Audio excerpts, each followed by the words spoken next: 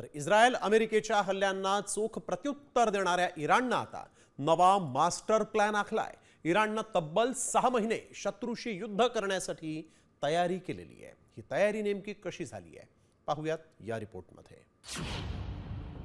Iran America युद्ध 6 महिने चालणार।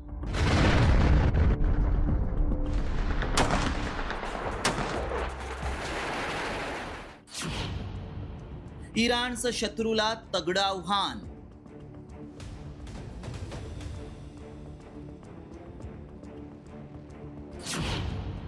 युद्धासाठी इराणचा मास्टर प्लॅन काय?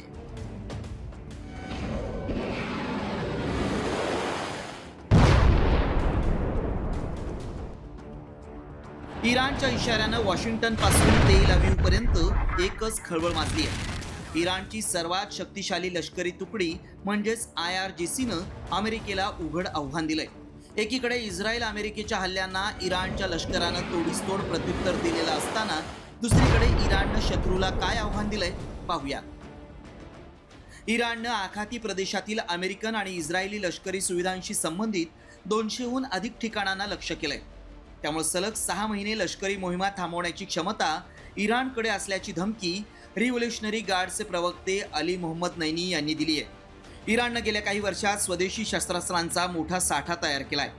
त्यामुळे कोणत्या शस्त्रांच्या मदतीनं इराण 6 महिने युद्ध लढणार आहे पाहूया। शॉर्ट रेंज बॅलिस्टिक मिसाईल, ज्याची मारक क्षमता अंदाजे 150 ते 800 किलोमीटर इतकी आहे। मध्यम पल्ल्याच्या क्षेपणास्त्रांमध्ये फतेह, झुल्फागर, शहाब 1/2 चा समावेश आहे।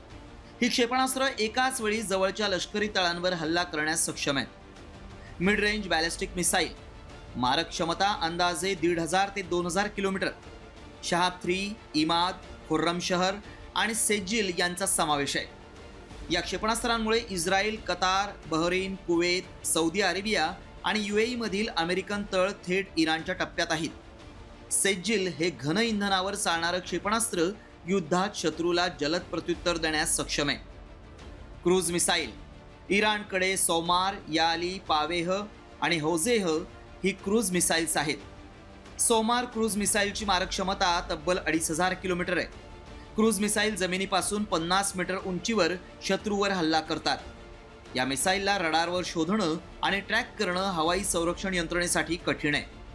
वन वे अटॅक ड्रोन शत्रूची हवाई संरक्षण यंत्रणा उद्ध्वस्त करण्यास सक्षम आहे। दुसरीकडे इराणला शरणागती पत्करण्यासाठी बलाढ्य अमेरिका आकाश पाताळ एक करतोय। अशातच युद्धाची पुढची रणनीती ठरवण्यासाठी इस्रायलचे पंतप्रधान नेतन्याहू आणि अमेरिकेचे राष्ट्राध्यक्ष डोनाल्ड ट्रम्प यांच्यात चर्चा झाली आहे।